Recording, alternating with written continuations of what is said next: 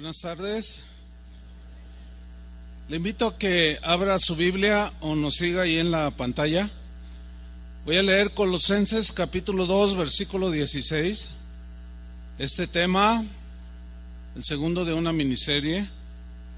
Voy a hablar sobre lo más importante del nacimiento de Jesús, de cómo Él es el personaje central en toda la Escritura.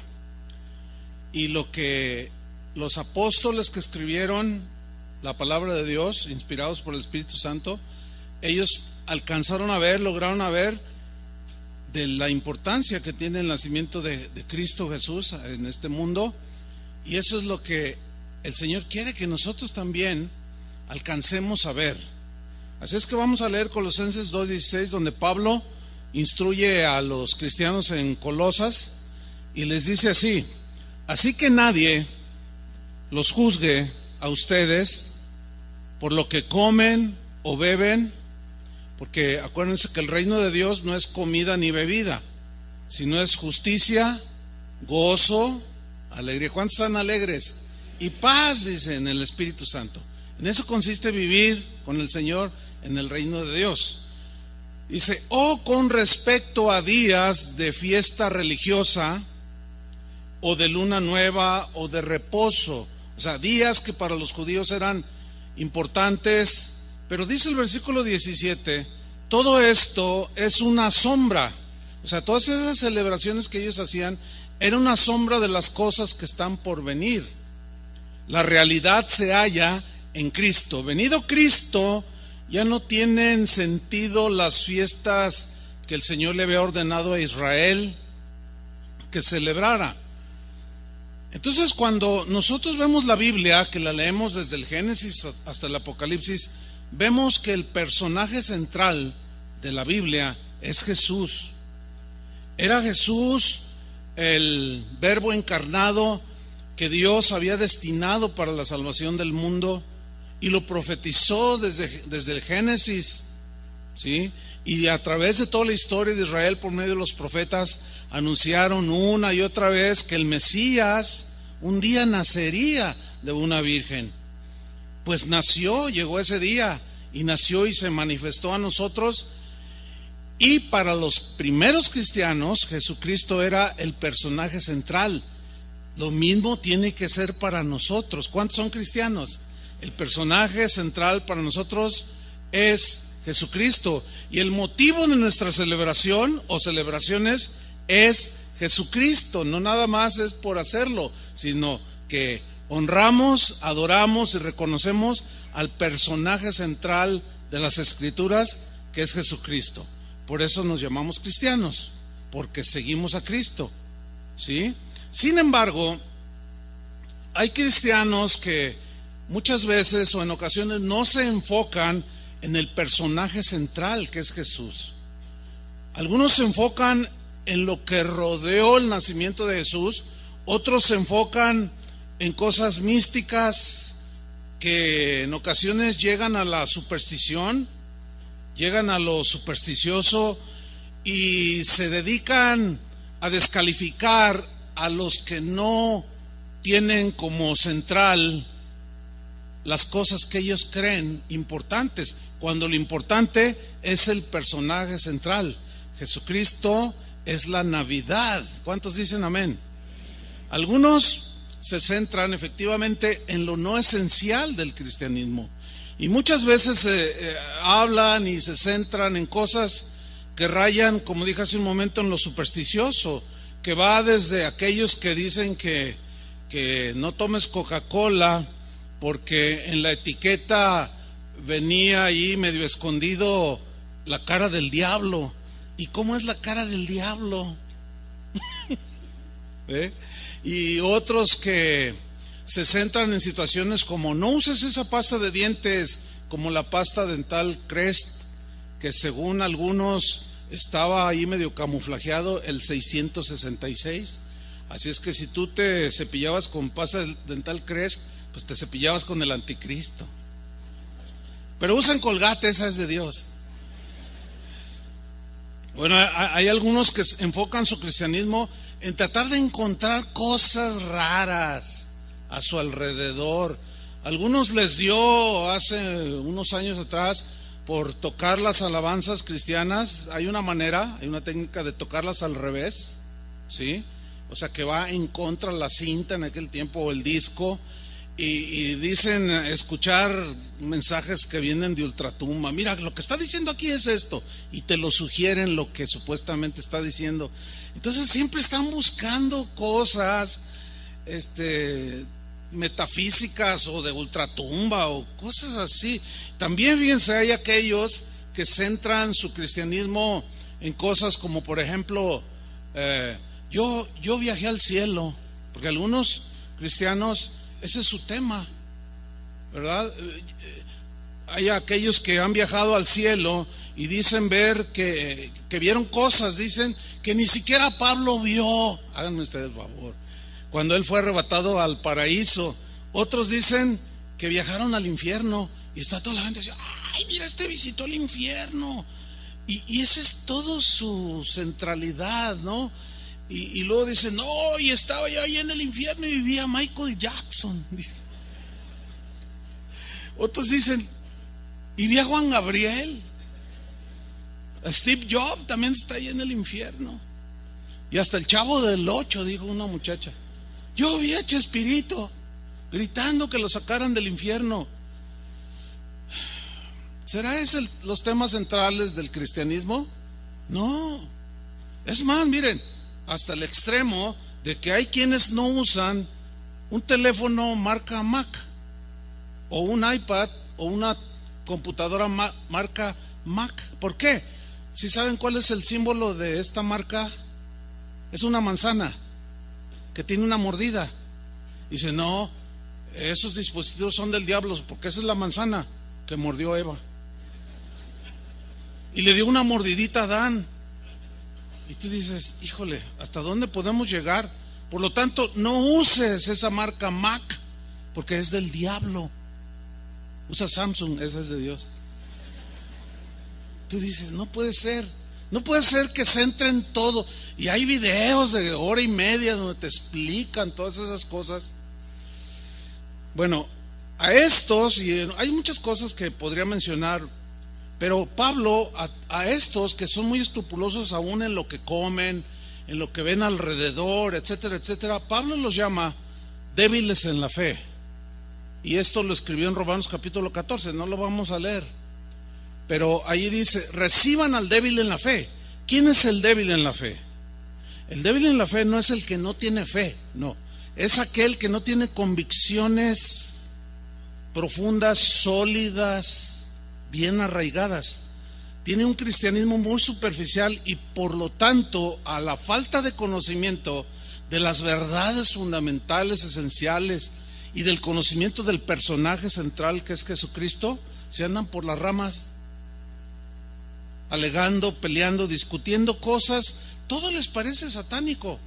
Y Pablo les dice: reciban al débil en la fe, pero no peleen sobre opiniones que ambas partes pueden tener. Tú puedes tener unas verdades fundamentales bien consistentes, bien sólidas, pero no te pongas a pelear. No nos pongamos a pelear con aquellos que ven todo satánico en estas celebraciones navideñas o decembrinas. Todo les parece satánico. Les parece satánico hablar sobre el nacimiento de Jesús. Les parece satánico celebrar que el Salvador nació.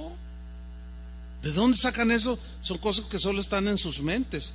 Les parece satánico que se explique la encarnación del Verbo de Dios en estos días decembrinos. Entonces hay infinidad de situaciones. ¿Qué mensaje subliminal pueden encontrar este tipo de cristianos, de débiles en la fe, si se les ocurriera tocar al revés Noche de Paz? Que es un canto que tiene años y años de que fue compuesto y que se toca en estos tiempos, pero que encierra la historia del nacimiento de Jesús. Bueno, está compuesto con tal melodía que cuando la escuchas y la cantas algo produce, porque la música tiene un elemento muy poderoso para comunicar un mensaje. Pero no va a faltar el que se le ocurre: miren, ya descubrí, toqué al revés, noche de paz, y dice noche del diablo. Pero ¿sabían ustedes que Primera de Timoteo, capítulo 3, versículo 16, era un himno que cantaban los primeros cristianos? Dicen los eruditos en las escrituras que en la forma en que está escrito en el griego hay rima, hay prosa, hay una estructura musical, y hay pues muchos testimonios acerca de 1 Timoteo 3:16, que era un canto que cantaban los cristianos en enero, febrero, marzo, abril, mayo, junio y hasta en diciembre. Y esta escritura que era cantada, no se conoce la melodía, pero era un himno que dice así, vamos a leerlo, 1 Timoteo 3:16. Esto cantaban los primeros cristianos: e indiscutiblemente grande es el misterio de la piedad. Bueno, pues vamos a encargarles a Chuy y a Julio que compongan una sobre esta escritura, ¿no? Que Dios les dé la melodía y la cantemos algún día. Entonces ellos cantaban: indiscutiblemente grande es el misterio de la piedad. Dios fue manifestado en carne, justificado en el Espíritu. De este texto voy a predicar dentro de 8 días. Visto de los ángeles, predicado a los gentiles, creído en el mundo, recibido arriba en gloria. Entonces, si nosotros vemos que los primeros cristianos cantaban esto en todas las épocas del año, ¿qué tiene de pagano que nosotros cantemos la llegada de Manuel a esta tierra? ¿Qué tiene de pagano que cantemos que el Mesías vino a esta tierra, el Mesías prometido, se encarnó y nació en un pesebre, y que lo recordemos y lo celebramos? El problema está en las mentes de aquellos que solo ven a Santo Claus y al Grinch en diciembre.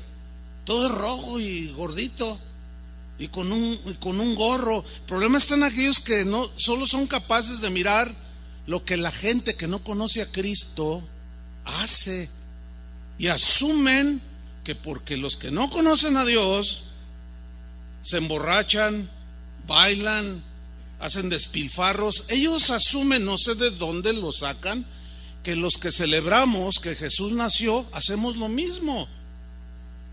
Yo estuve en las celebraciones de matrimonios este viernes y fue una reunión netamente espiritual, cumpliendo Hechos 2:42 o 4:2, ya me confundí, donde dice que perseveraban en la doctrina. Es Hechos 4, que perseveraban en la doctrina, comían juntos con alegría y sencillez de corazón.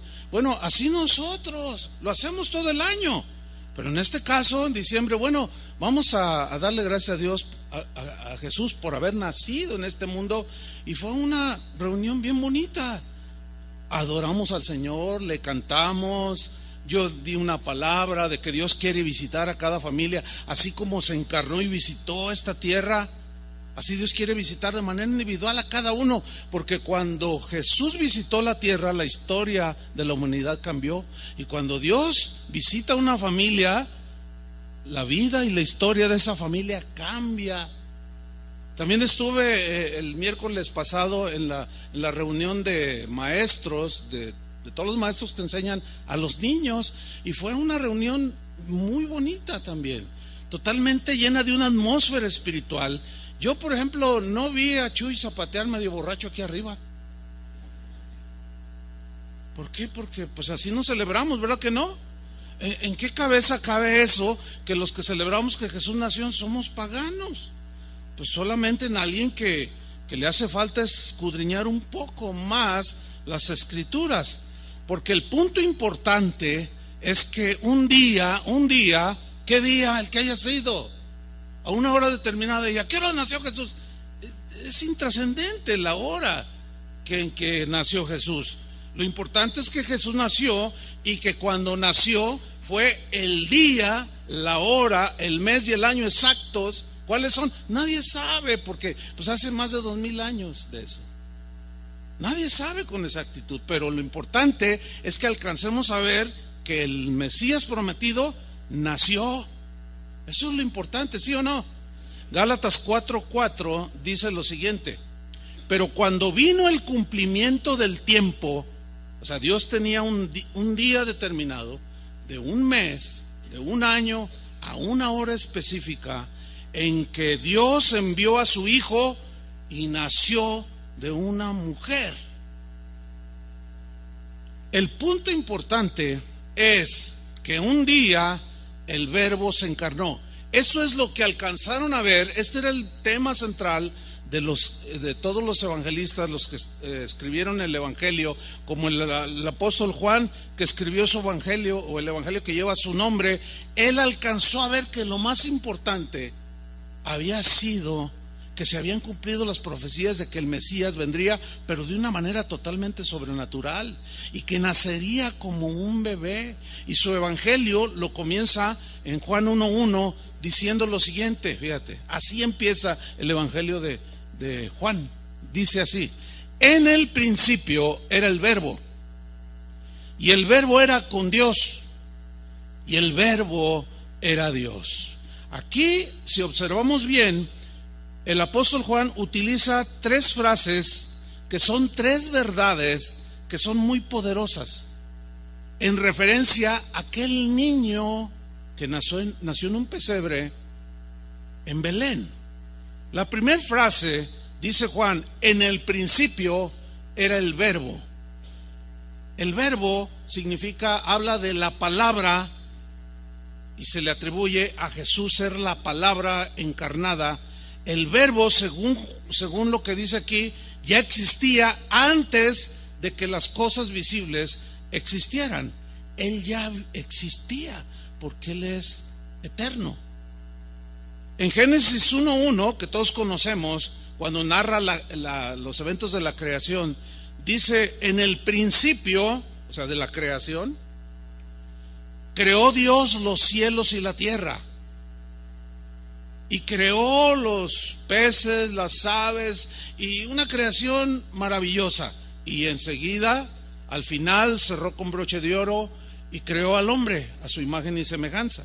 Sin embargo, Jesús no es una de las cosas creadas o un ser creado. No, Jesús ya existía desde antes de la creación.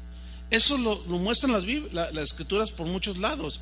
Jesús no es una persona que comenzó a existir en un tiempo determinado. No, Él ya era parte de la eternidad, porque en el principio el Verbo era con Dios y el Verbo era Dios. Esta sería la segunda frase que el apóstol utiliza. Y el Verbo era con Dios. Esa es la segunda. O sea, también se puede traducir como la palabra, o sea, Cristo estaba con Dios.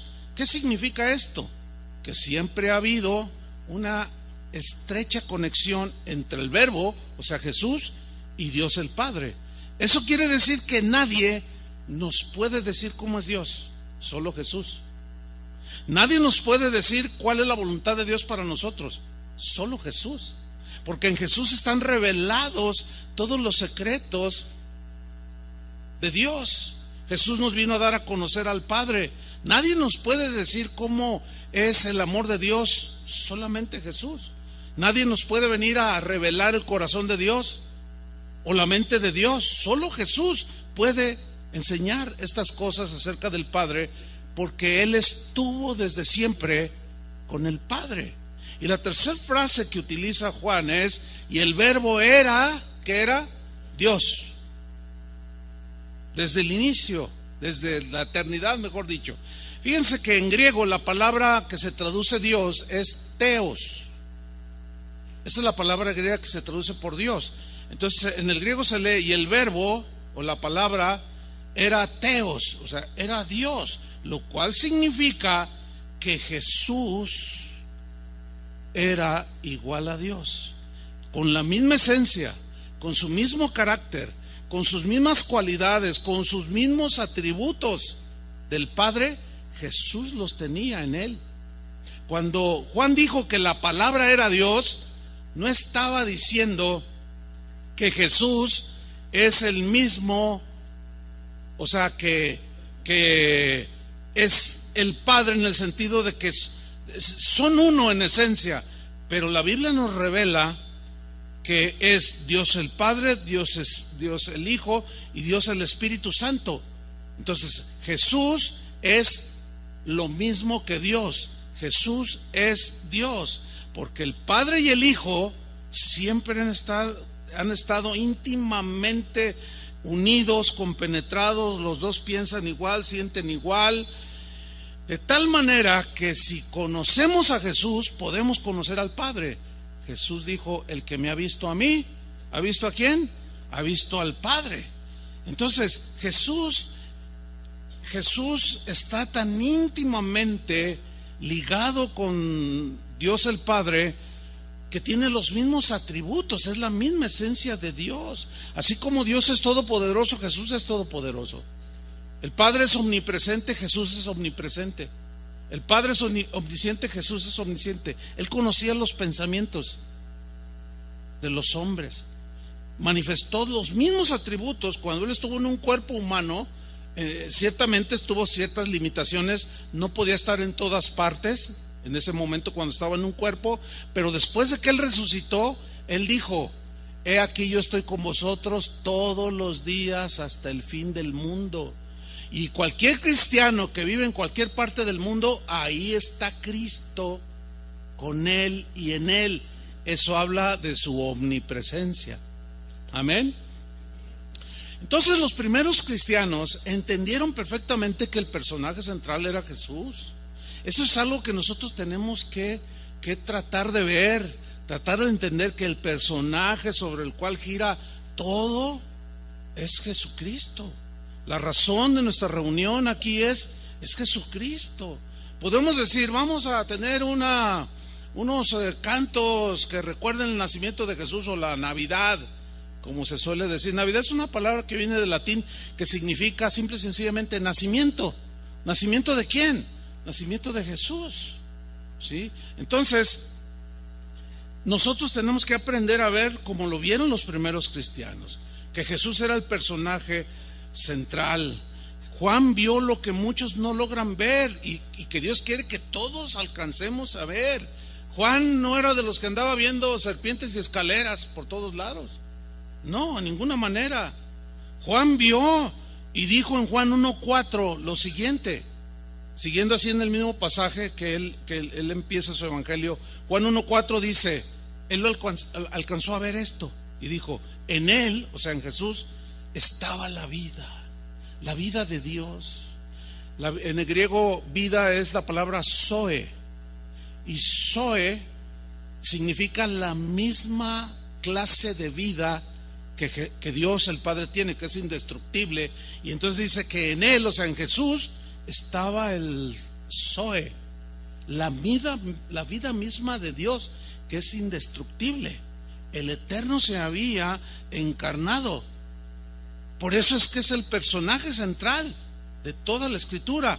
Y la vida, dice, esa vida de Dios, pues era la luz de los hombres. Tenemos que aprender a ver como Juan veía, que Jesús era la vida que se había encarnado y venía a darle luz a los hombres. Por esa luz de Jesús es que tú y yo estamos hoy aquí. ¿Cuántos le dan gracias? ¿Cuántos tienen la vida de Jesús ahora morando dentro de ustedes? Eso es algo maravilloso. ¿Cómo empezó? Cuando el Verbo se encarnó. E indiscutiblemente, digo Pablo, grande es el misterio de la piedad. Dios fue manifestado en carne, se encarnó.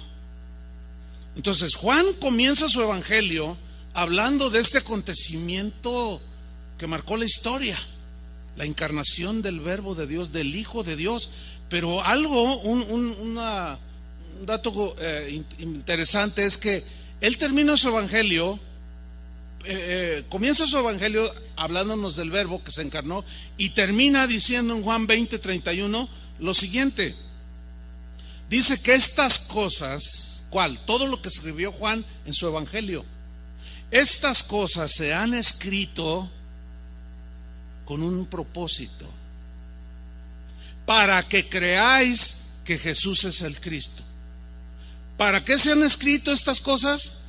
Para ser proclamadas, y al ser escuchadas, la gente tenga la oportunidad de entrar al reino de Dios por medio de haber creído, de arrepentirse y de que sus pecados son lavados por la sangre de ese santo Hijo de Dios. Esta es la razón de por qué leemos la Biblia. Dejaron estas cosas escritas para que hablemos enero, febrero, marzo, abril, mayo, junio, julio, agosto, septiembre, octubre, noviembre y también diciembre. ¿Por qué callar en diciembre? ¿Por qué asociar lo que el mundo hace con lo que la Biblia dice que el Verbo se encarnó?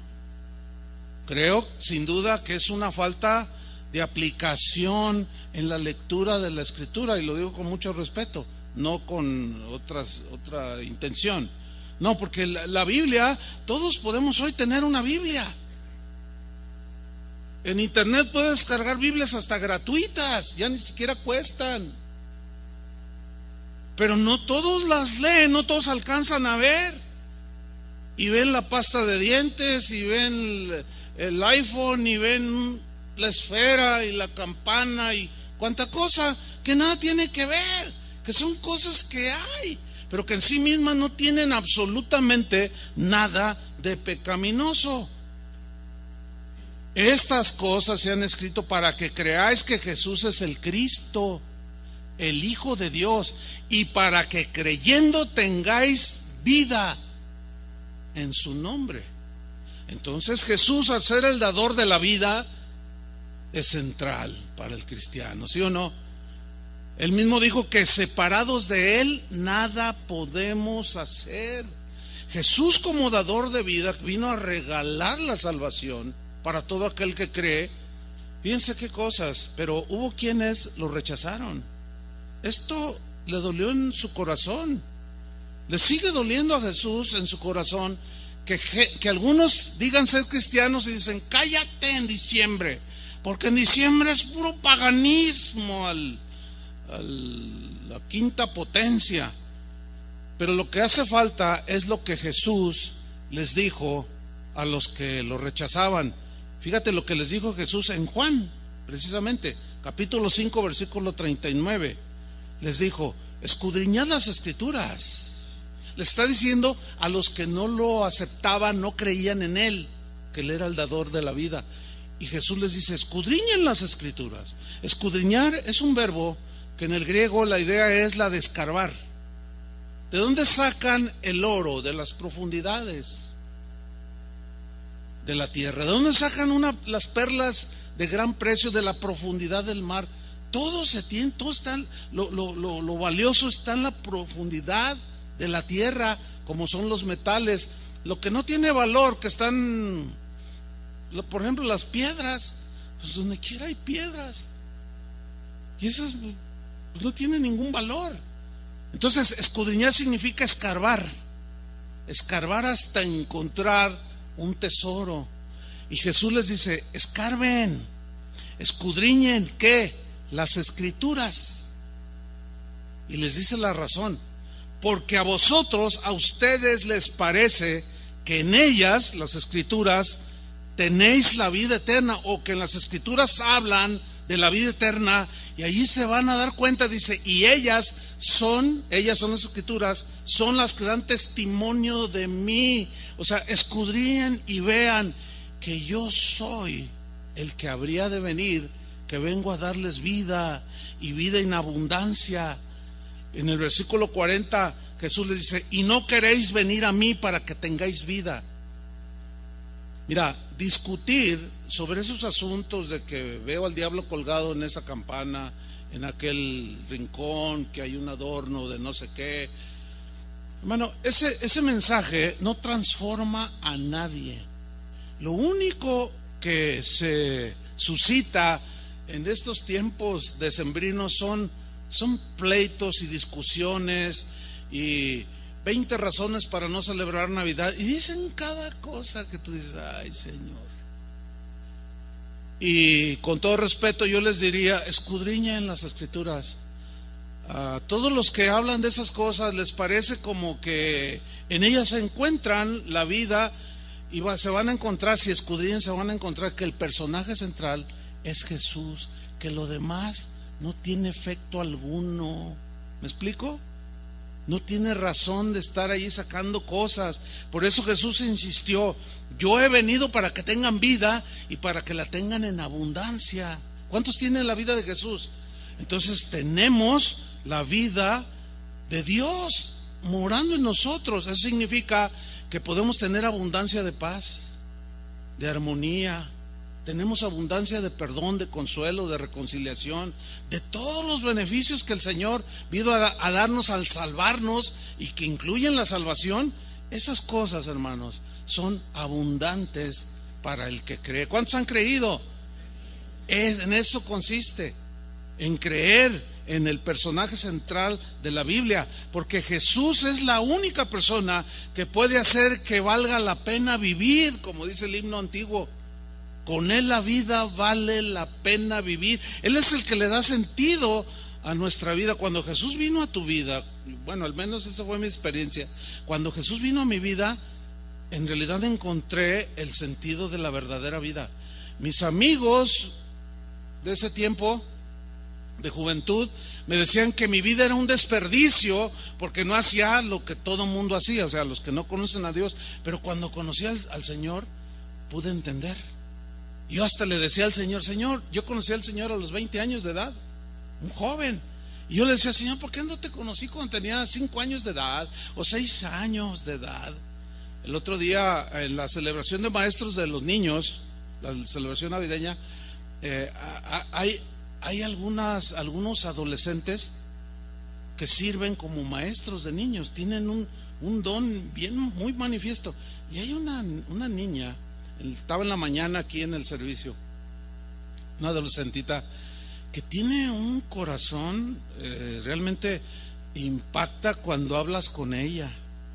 Tiene un entendimiento de las cosas de Dios, tiene un espíritu de servicio, tiene una ternura. Yo le dije a mi esposa, le dije: oye, esa niña, hablas con ella y te impacta. Y mi esposa me dice: mira, esa niña es bien espiritual, es muy espiritual. Ella llegó aquí cuando era casi una bebé, dice, y ella recibió a Cristo cuando tenía 5 años en uno de los salones con uno de los maestros, y cuando entregó su corazón. Oiga, eso es algo maravilloso, ¿sí o no? Y todo eso pues le da gloria a Dios. Todo eso exalta las maravillas de Dios. Y eso es lo que tenemos que alcanzar a ver nosotros, hermanos. Qué privilegio de esta jovencita poder vivir la vida abundante que Jesús prometió. Pero se le predicó a Jesús. Juan, entonces, siguiendo con su evangelio, alcanzó a ver lo que nosotros también tenemos que levantar la vista y tratar de alcanzar, ver, que es lo más importante. Él dijo en Juan 1:5 lo siguiente, dijo: la luz, esto vio Juan, la luz en las tinieblas resplandece, y las tinieblas no prevalecieron contra ella. ¿Quién es la luz? Jesús es la luz del mundo. Y la luz en las tinieblas resplandece. La oscuridad ciertamente es lo contrario a la luz. Cuando la luz brilla, la oscuridad huye. ¿Sí? El asunto es que, como vivimos en tinieblas, por naturaleza amamos las cosas de las tinieblas. Nos acostumbramos a vivir en las tinieblas, las cosas oscuras, las cosas, ahora sí, que no glorifican a Dios, las cosas que todos los que no conocen a Dios hacen, nosotros hacíamos también. Pero un día llegó la luz a todos los que vivíamos en tinieblas y brilló la luz de Cristo, ¿sí? Y esa luz vino a nuestra vida y hoy podemos ver las cosas con más claridad. Sí sabe de lo que estoy hablando, ¿verdad? Podemos ver muchas cosas con más claridad. Mire, se lo voy a ilustrar. Cuando usted llega a su casa en la noche, a las 10 de la noche, está oscuro. ¿qué es lo primero que hace al entrar? Dígalo. Prende la luz, por obvias razones. Aunque usted ya sepa cómo está la entrada, dónde está la cocina, aunque usted sepa, nadie hace lo siguiente. Nadie entra a las 10 de la noche y dice, ya me sé el camino, no voy a prender la luz. ¿Por qué no lo hace? Porque se puede tropezar. A lo mejor su hijo dejó el triciclo ahí atravesado y en la noche no se ve. Pero en cuanto usted enciende la luz, dice, ay, mira nada más el niño dónde dejó el trenecito. Que si usted no prende la luz se tropieza y se rompe la nariz. En otras palabras, cuando Jesús vino al mundo, iluminó nuestra oscuridad, nos dio vida. Y ahora esa luz que nos alumbró nos hace ver el camino con claridad y nos hace entender en realidad lo que en realidad es bueno y lo que es malo. Ahora podemos ver con mayor claridad. ¿Por qué? Porque la luz vino a nosotros. Entonces Juan vio esto que es importante y el Señor quiere que nosotros también alcancemos a ver eso. ¿Por qué callarnos en Navidad si tenemos la luz? ¿Por qué no hablar de que un día Jesús vino a este mundo y se encarnó? No solo en diciembre, sino cualquier día del año. Nosotros no vamos a callar, ¿verdad que no? Entonces Juan, mira, alcanzó a ver muchas cosas. Alcanzó a ver la razón de la encarnación del Hijo de Dios. Y en su evangelio, Juan 3:16, usted conoce el versículo. Él dijo, de tal manera amó Dios al mundo. Esto lo pudo ver. ¿Amó Dios a quién? Al mundo. Que dio el mejor regalo a su Hijo unigénito, que era la posesión más grande que Dios tenía.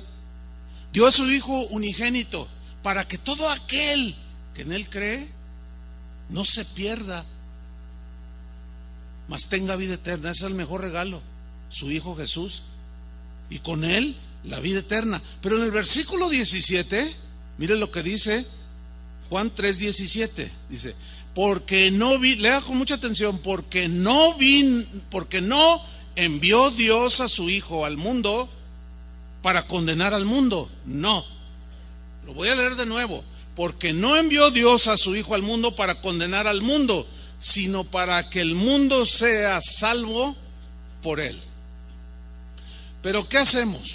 ¿O qué hacen algunos que no tienen convicciones sólidas, que no escudriñan, son superficiales y en todos lados ven demonios? Bueno, dicen, voy a ir a visitar a mi abuelita porque ella es bien pagana y le voy a decir, ya sé que ella celebra Navidad y le voy a ir a decir algunas cosas sobre esto. Entonces llegas allí con tu abuelita y está ahí la viejita, que ya tiene 555 años de edad, está bien viejita y tiene muy arraigadas sus creencias, sus cosas. Entonces tú llegas y ves ahí en una esquina un babilónico árbol de Navidad y dices, ay, Satanás, te reprendo, el Señor te reprenda, Satanás. Empiezan, ay, esa esfera, ahí está un diablo sentado. Y luego ya llega con la abuelita, ay, nietecito, ¿cómo estás, hijo? ¿Por qué no habías venido? Pues hoy vengo a decirle, mire, se va a ir al infierno por tener todas estas cosas. Sabía que eso simboliza a Saturno, y de allí viene la palabra Saturnalia, que era una celebración y le empieza a tirar un rollo, y la viejita, que apenas conoce de Pancho Villa, dice, ay, hijito, dice, desde que vas a esa religión que cambiaste, te cambiaron todo. Ahora soy hijo de Dios, usted es hija del diablo. Así se conducen. En lugar de presentarles la razón, el personaje central, se agarran hablando que la esfera es del diablo, aquello no sé qué, que no tomes ponche porque los estos, ¿cómo se llaman? ¿Cómo? No, es que no les entiendo. Los tejocotes. Los tejocotes son los ojos del diablo. Y esa fruta está consagrada al demonio, abuelita. Y allá en la cocina la mamá haciendo la olla de ponche. Y en lugar de hablarles del personaje central, dicen una de cosas que no tienen absolutamente nada que ver. No, esas cosas no tienen. Mire, se lo voy a ilustrar. Cuando alguien, en lugar de hablar del personaje central, habla de todas esas cosas, eso es superstición, porque les atribuyen poderes que no tienen. ¿Entiende? Esa es la definición de superstición. Atribuirle a las cosas poderes que no tienen. Por ejemplo, usted va caminando en una acera y está una escalera y dice: no paso por ahí porque es mala suerte, y se da la vuelta. Por favor, no pasa por allí por lógica, por inteligente, porque no vaya a ser que le está pasando, se cae la cubeta del pintor, le caiga en la cabeza, pero no porque sea de mala suerte. Esa es una superstición, y le puedo mencionar 24,500. Bueno, lo mismo sucede en algunos cristianos que les falta conocer al personaje central y se enfocan en lo que rodea, en lo que hay afuera, y no hablan del personaje central. Pero lo que hacen es más o menos lo siguiente: es como cuando un perro tiene un hueso y está ahí con su hueso bien entretenido y lo muerde y está ahí con el hueso bien entretenido. Ahora, si alguien llega junto al perro y le quiere quitar el hueso, ¿qué hace el perro por naturaleza? Bueno, la metáfora o el ejemplo, con su debido límite, ¿no? O sea, y respeto. ¿Qué hace entonces un perro si tú llegas y le quieres arrebatar su hueso? Por naturaleza reacciona y te tira la mordida. ¿Verdad que sí? Eso es natural, normal. Yo lo he hecho varias veces. Yo tengo una mascota, se llama el Chicharito. Y cuando hace alguna travesura le digo: ¡14! El que entienda. Y reacciona, o sea, ya sabe que 14 es cálmate, porque el Chicharito, el jugador, trae el 14 atrás, ¿no? Entonces se llama Chicharito y cuando 14 y se detiene. Y bueno, yo mismo lo he hecho con él. A veces cuando hemos tenido alguna comida le damos un hueso. Mire, vamos a hacer el experimento. Ahí va un hueso, ¿verdad? Y empieza, ya está el chícharo. Y una vez estaba con un hueso y llega un niño que andaba por allí junto con otros y le quiere quitar, y el perro: ¡ah! No, cuida a tu hijo, es que el perro, no, ya no le demos huesos. Porque ese es algo que los niños hacen, ¿sí? Se los quieren arrebatar, no sé por qué, siempre como que lo quieren quitar. Pero luego agarré una rachera como de 1 metro. ¿Sí les han visto cómo están así esas racherotas así? Y estaba el chícharo ahí con su hueso. Entonces la empecé a pasear así y le decía: ¿saben qué hizo? Soltó el hueso porque es inteligente. O sea, en su debida dimensión, el hueso es la religión. El hueso son todas las costumbres que la gente tiene, y ahí está con su huesito. Cristo es el filete. ¿Sí? Entonces, si usted le quiere quitar el hueso, lo va a agredir. Por eso es que tu abuelita nunca se ha convertido, porque tú le quieres quitar el hueso. Pero háblale del personaje central, que es el filete, el bistec, el corte así, lo que alimenta, y va a terminar soltando el hueso. Exactamente lo que tú hiciste. Todos teníamos nuestro hueso. ¿Por qué estás aquí? Porque alguien se centró en el mensaje y en el personaje que es Jesús. Y lo analizamos y lo vimos y dijimos, pues el hueso que estoy mordiendo por años no me ha cambiado, no me ha transformado, no ha hecho absolutamente nada conmigo. Pero ahora tengo la vida porque tengo a Jesús. Entonces, cuando los cristianos se enfocan en quererle quitar el hueso, que la esfera, que el aquello y que no sé qué, hermanos, por eso tanto pleito. Seguramente algunos de ustedes ya habrán entrado algo en internet y habrán visto algunos diciendo, te dan toda una historia de los babilónicos, de los nórdicos, de los 15, y terminan deduciendo que todo el que se involucre en alguna celebración de este tipo es pagano, y mezclan o confunden la gimnasia con la magnesia. ¿Por qué? Porque falta escudriñar para alcanzar a ver lo que todos los escritores de la Biblia alcanzaron a ver. Dios no envió a su Hijo al mundo para condenar al mundo, sino para que el mundo sea salvo por él. Y todos los que hablan de que todo esto es pagano se quedan callados en Navidad, porque como todo es pagano, se encierran en sus cuartos y no hablan de Jesús. Y juzgan a todo mundo. No, mira, un montón de paganos se van a ir al infierno, cuando esa fue la razón por la cual Jesús vino. Pero no vino para condenar al mundo, sino para que el mundo sea salvo. Y algo sucede en estos tiempos de fines de años, donde por alguna razón la gente como que es más susceptible a escuchar el mensaje de la Navidad. Y hay que ser sabios, hermanos.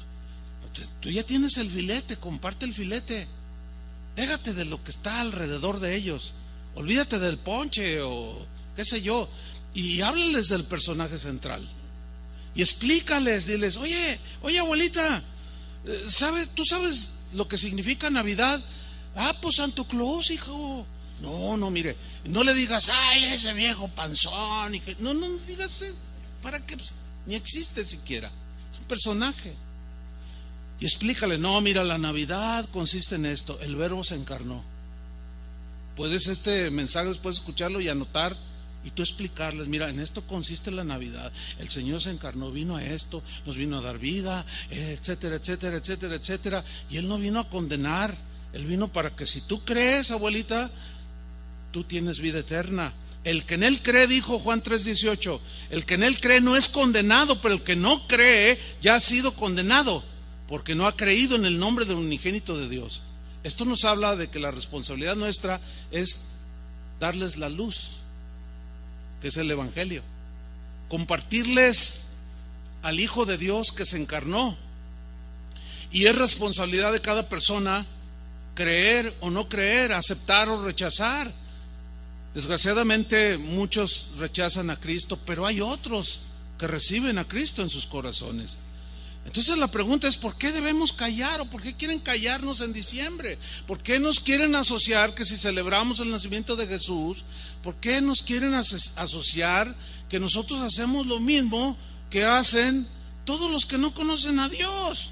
No, el apóstol Juan alcanzó a ver todas estas verdades que son maravillosas, y nosotros tenemos que también buscar entenderlas, verlas y entenderlas para compartirles. Juan no vio moros con tranchete. ¿Han oído esa frase? Moros con tranchete. Esta se originó, se dice que en la época cuando España tenía guerra con los moros o los musulmanes, los españoles de esos años vivían con la incertidumbre constante de que llegaran los moros o los musulmanes, que eran guerreros implacables, despiadados, y ellos traían una especie de daga, de espada, más o menos de este tamaño, pero con una curvatura así, y ancha de la punta y delgada. ¿Sí los han visto? Ese es el tranchete. Entonces, como eran guerras despiadadas y los moros o musulmanes eran despiadados guerreros, los españoles, que fueron invadidos varias veces, ellos tenían miedo de que de pronto desembarcaran y ni cuenta se dieran. Entonces de ahí viene la frase, tú estás viendo moros con tranchete, porque esto significa que que están viendo enemigos por todos lados, ¿verdad? Que ven una esfera, el diablo que está atacando, el diablo me está atacando, y ven el diablo, o sea, ven moros con tranchetes. Todo es malo, todos los quiere destruir, todos los quiere atacar. No uses esa pasta porque, pues imagínate cepillarte con el 6-6. ¿Dónde te van a quedar los dientes, oye? Y tú dices, ay Dios mío, en fin. Bueno, hay quien se la pasa pensando, y estos son los débiles en la fe, que se la pasan pensando lo que hacen otros cristianos que celebran en diciembre el nacimiento de Jesús. Ven moros con tranchetes, dicen, este es un apóstata, este está atacando el cristianismo. Ellos interpretan que los que celebran hacen las mismas cosas que los que no conocen a Dios, y eso es una falacia, eso no existe, eso no es posible, ¿verdad que no, cristianos? No, ¿de dónde sacaron eso? Eso solamente está en sus mentes de aquellos que aborrecen que algunos quieran recordar que Jesús nació, porque no alcanzan a ver que la Biblia habla muchísimo al respecto. Entonces Juan no veía moros con tranchete. Él no los vio en el mes de enero, ni en febrero, ni en marzo, ni en junio, julio, agosto, septiembre, octubre, noviembre, y tampoco en diciembre. Todos los días de su vida hablaron y predicaron. Nada los detuvo de hablar de que un día el Verbo se encarnó, y que el Verbo estaba con Dios, y que el Verbo era Dios. Desgraciadamente, cuando Jesús vino a esta tierra, el Juan mismo escribió en Juan 1:11, a lo suyo vino. Lo suyo era dar vida eterna. Fíjense qué cosas. Lo suyo era dar reconciliación con Dios. Esa era su obra, su trabajo, lo que él tenía que hacer. A lo suyo vino, y los suyos no le recibieron, lo rechazaron. Aquí, ¿quiénes eran los suyos? El pueblo de Israel, aquellos que habían leído a los antiquísimos profetas, que habían leído a Isaías, que habían leído a Jeremías, que habían leído a muchos profetas que profetizaron el adviento, el advenimiento del que sería el Mesías, el Salvador del mundo. Y cuando lo tuvieron enfrente, no creyeron en él y lo rechazaron. Y muchos no alcanzan a ver que el personaje central es Jesús, y rechazan este tipo de mensajes como el que yo estoy dando. Es rechazado, fíjense, por muchos. No, ¿qué tiene que ver eso con Cristo? Dicen. Tú dices, ¿cómo es posible? Ahora sí que a veces como Kiko, ¿verdad? Me desespero. A lo suyo vino y los suyos no le recibieron. En la versión del lenguaje actual, Juan 1:11, se lee así: vino a su propia casa, la casa de Israel, y los suyos no le recibieron. ¿Alguno de ustedes habrá sufrido en alguna ocasión en su vida el rechazo de alguien que no te recibió en su casa, o que no quieres que pise tu casa, o que te corrieron? Pues algunos lo han corrido del trabajo, algunos le han dicho, ¿sabes qué? No eres persona grata, vete de este lugar. Híjole, ¿algunos han sufrido este evento? ¿Qué se siente? Dice un hermano, bien gacho. Se siente bien feo. ¿Tú crees que el corazón de Jesús no se dolió cuando vino a su casa con los que lo esperaban, y cuando lo tenían enfrente no lo reconocieron ni lo rechazaron? Por supuesto que su corazón se dolió. Por supuesto. ¿Tú crees que el corazón del Señor no se entristezca y se duela cuando oye a alguno de sus hijos? Porque no podemos decir que no son nacidos de nuevo los que están en la superficie, haciendo énfasis de lo intrascendente, olvidándose del personaje central. ¿Tú crees que el corazón de Jesús no se entristece cuando algunos dicen cada cosa sobre su nacimiento? ¿Tú crees que no? Por supuesto que sí. Él espera que se hable, porque esa es la esencia del evangelio. Y Juan, cuando dijo, vino a su propia casa y los suyos no le recibieron, pero miren lo que dijo en el versículo 12: mas a todos los que le recibieron. ¿Cuántos ya lo recibieron? Dice, a los que creen en su nombre. ¿Cuántos han creído? Les dio potestad de ser hechos hijos de Dios. ¿Cuántos son hijos de Dios? Esto merece un aplauso al dador de la vida. Claro que sí.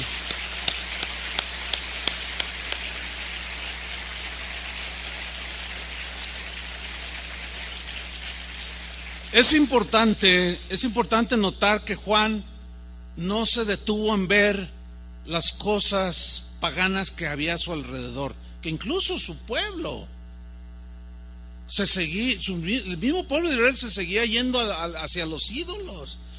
Juan no se detuvo para ver el paganismo que había a su alrededor. No, él se centró en el personaje importante y vio la gloria del Verbo que había nacido en un pesebre en Belén, y nos compartió en Juan 1:14. Dice, y aquel Verbo, dice, fue hecho carne. Esta frase es fundamental. Y aquel Verbo, o sea, Jesús, fue hecho carne, nació como un bebé y habitó entre nosotros, dice. Y luego va más allá. Y vimos. Y eso es lo que nosotros tenemos que hacer. Tratar de ver lo que el paganismo que hay alrededor. No, hermano, ese nunca se va a acabar. Tenemos que centrarnos en el personaje que es fundamental, que es Jesús. Entonces, en medio de todo lo que había, de ese rechazo a Jesús, de esa apostasía que había, no recibieron al Mesías, Juan se centró en lo importante y dijo, vimos su gloria. Eso es lo que tenemos que ver tú y yo, no moros con tranchete. Tenemos que ver la gloria de Dios. Y Juan dijo, gloria como del unigénito del Padre, o sea, como del Hijo único, igual al Padre. Lo vimos, dice. Estaba lleno de gracia y de verdad. Cada palabra, cada enseñanza del mensaje de Jesús que él soltaba, salía de su boca, se anidaba en el corazón de los que habían creído, como Juan, como Mateo, como Pedro, y se impactaban de las verdades profundas que Jesús enseñaba. La luz llegó a ellos. Ellos lograron enfocarse en el personaje central. Ellos lograron ver que el punto principal, que lo más importante fue que las profecías que se habían dado acerca de ese niño que nacería, que un día, en el momento señalado por Dios, se cumplieron esas profecías. Los primeros cristianos así lo vieron.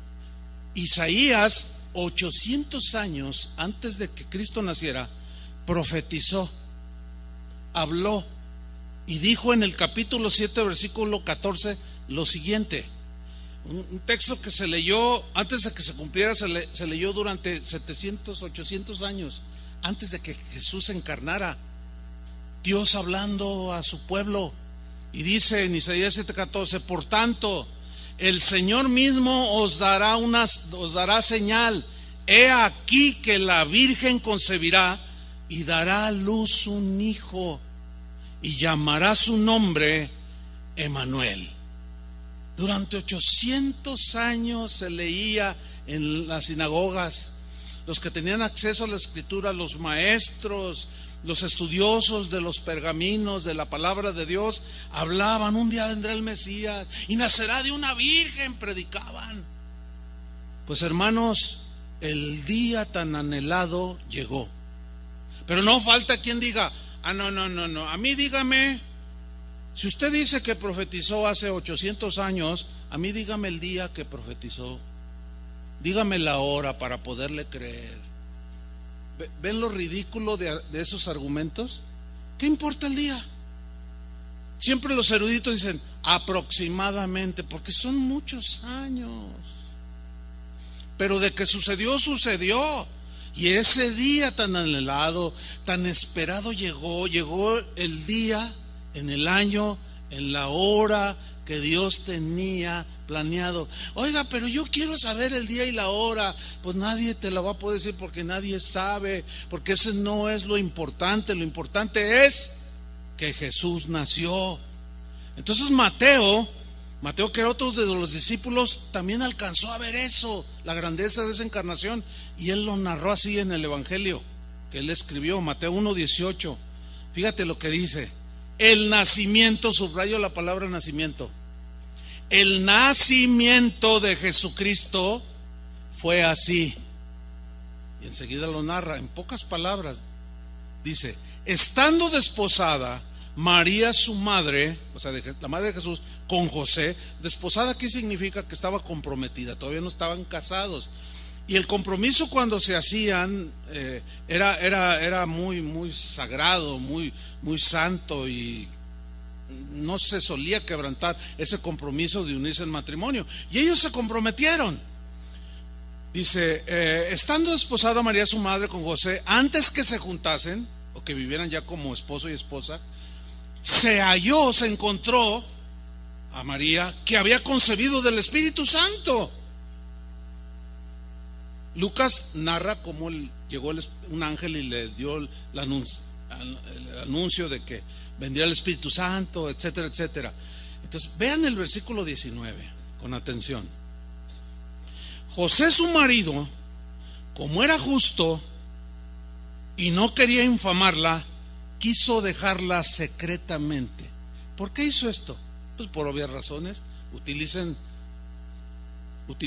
pues el sentido común. ¿Qué pensó José? Si todavía no se juntaban, todavía no vivían juntos, estaban comprometidos, y de pronto le vio el vientre un poco abultadito y dijo: ay, no. Y ahora imagínense la expresión de María, así como ¿cómo decirle? ¿Cómo? Pues si era el nacimiento más sobrenatural que ha habido, y no habrá otro igual, que el Espíritu Santo puso la simiente de Dios, y el óvulo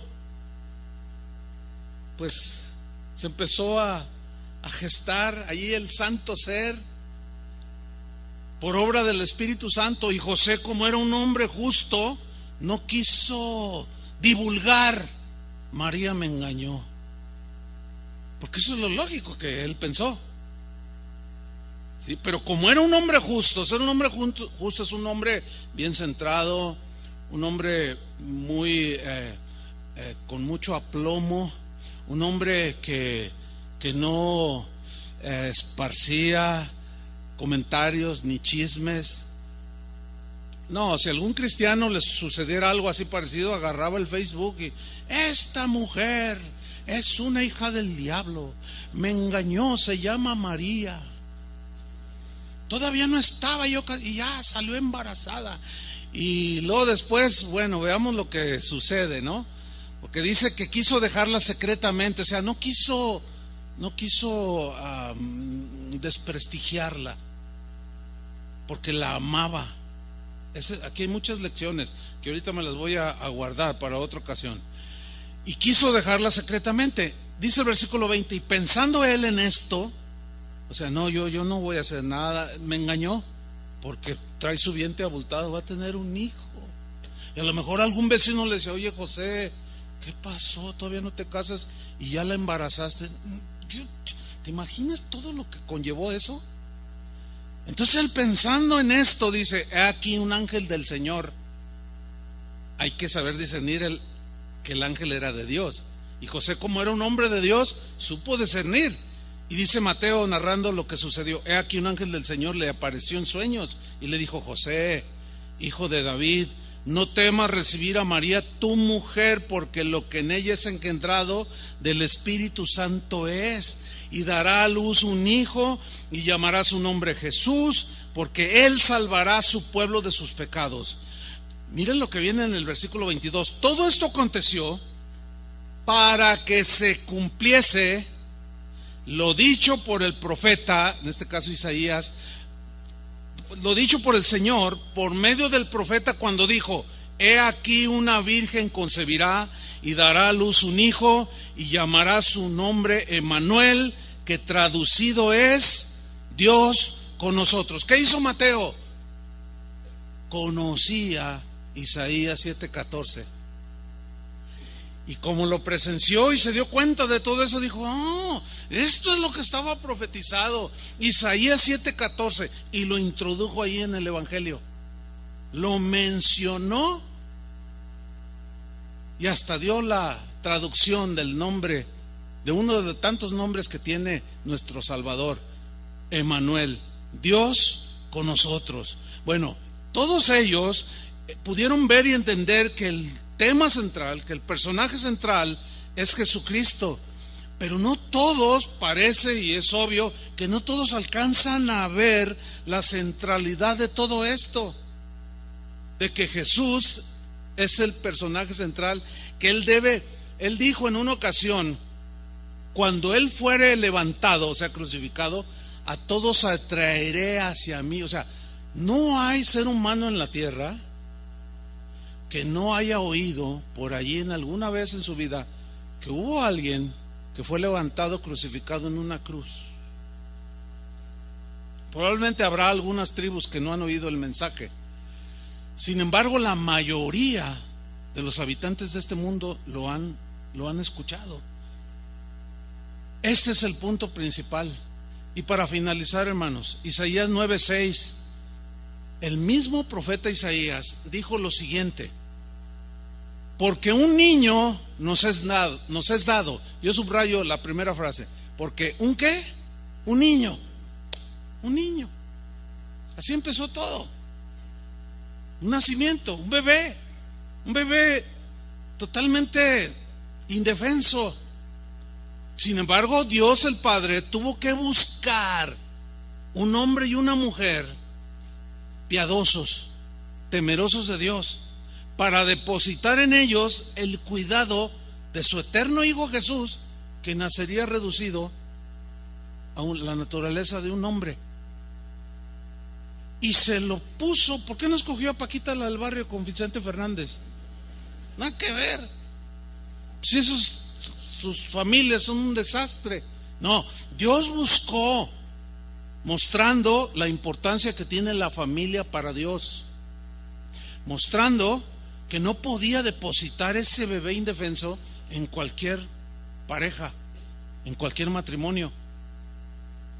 Y los vio a ambos, planeó todo, lo puso en sus manos a ese bebé, porque un niño nos es nacido, un hijo, el Hijo de Dios nos es dado, es un regalo, el principado sobre su hombro. Principado significa la autoridad está sobre él. Jesús, cuando resucitó, dijo: toda potestad, o sea, toda autoridad me es dada en el cielo y en la tierra, la tengo. Por tanto, yo les digo, vayan y prediquen el Evangelio. Toda autoridad está sobre él, porque él es igual a Dios. Él es Dios. Y el principado, la autoridad sobre su hombro, y se llamará, y le da una serie de los tantos nombres que tiene, y comienza diciendo: y se llamará su nombre, de este niño que nos fue dado, admirable. Porque admirable fue su nacimiento, admirable fue su concepción, totalmente sobrenatural. Admirable fue su paso sobre esta tierra, nunca pecó. Admirable fue su enseñanza, que para muchos les hacía crujir los dientes, pero para otros era lo que estaban anhelando, lo que estaban esperando, el mensaje de la salvación. Admirable fue su sacrificio perfecto en la cruz. ¿Cómo no celebrar al que es admirable y que sus obras son maravillosas? Admirable es lo que ha hecho en tu vida. ¿Sí o no? Yo lo puedo ver en mi vida, es admirable. Todos los días, créanmelo, todos los días pienso en eso. Ay, Señor, qué maravilla. O sea, Él es admirable. Es consejero. Sus consejos nos han ordenado la vida, ¿sí o no? Sus consejos pues nos dicen por dónde caminemos y por dónde no. Sus consejos, dice, nos dan luz a nuestro entendimiento. Es el consejero de consejeros. Su palabra son las instrucciones de Dios para nosotros. Él es el Dios admirable, su nombre es admirable, consejero, Dios fuerte, porque lo que Él hizo, solo el Todopoderoso lo pudo haber hecho. Él es el Padre eterno porque era uno con el Padre, y Él es el príncipe de paz. Y el día de hoy, a pesar de cómo está convulsionado el mundo, tenemos paz en nuestro corazón, ¿sí o no? Y esa paz de Dios gobierna nuestro corazón. Y a pesar de que el mundo se caiga en pedazos, usted y yo, que tenemos en nuestro corazón al príncipe de paz, el que nació siendo un bebé, hoy podemos disfrutar de esa paz. Y venga lo que venga, nosotros estamos seguros en las manos del buen pastor. Separados de Él nada podemos hacer. Y además Él dijo que Él conoce sus ovejas y nadie las podrá arrebatar de su mano. Así es que no se salga del abrigo del Altísimo, de las alas del Omnipotente, porque ahí está el todo para nosotros. Y nosotros tenemos en nuestra mente y corazón al personaje central de la Biblia, que es Jesucristo. No podemos callarnos ni en enero ni en febrero, y mucho menos en diciembre, ¿verdad que no? Y todo esto merece celebrar, merece que nos alegremos, que compartamos, que comamos juntos, que la familia se reúna, que es un tiempo donde es muy fácil reconciliarse con aquellos familiares que a lo mejor tuviste situaciones. Algo sucede en el corazón de la gente. Aprovechen y ustedes tomen la iniciativa. Oye, ¿sabes qué? Pues nuestra amistad o nuestra relación, somos primos, somos sobrino, o eres mi papá, o eres mi mamá. ¿Sabes qué? Perdóname, mira, Jesús vive en mi corazón, y pues a eso vino, a darme la luz. Y bueno, es un tiempo donde se junta la familia, pide perdón, pero también perdona. Es un tiempo hermoso, hermanos. Amén. Digno de ser recordado. Esto es la Navidad. Jesús es la Navidad. Denle un aplauso, hermano. Amén. Gracias, Señor. Gracias, Señor. Así es que, hermanos, finalizo con esto. Que nadie venga y nos quiera quitar la libertad que tenemos en Cristo. En esto consiste entender la encarnación del Verbo. Que nadie venga a querer quitarnos la libertad. Si te agreden, tú no respondas. Si dicen que eres pagano y hasta eres hijo del diablo, ora por ellos. Jesús dijo: cuando te maldigan, bendícelos. Así dijo, ¿no? Entonces es un tiempo, hoy van a salir muchas bendiciones de nuestro corazón. Amén. Pónganse de pie, levanten sus manos y demos gracias al Verbo encarnado. Jesús, muchas gracias, Señor, por haber venido. Padre, gracias, Señor, porque este misterio es grande. Dios envió a su Hijo manifestado en carne. Gracias, Jesús, porque tú te dispusiste, Señor, a nacer como un bebé indefenso.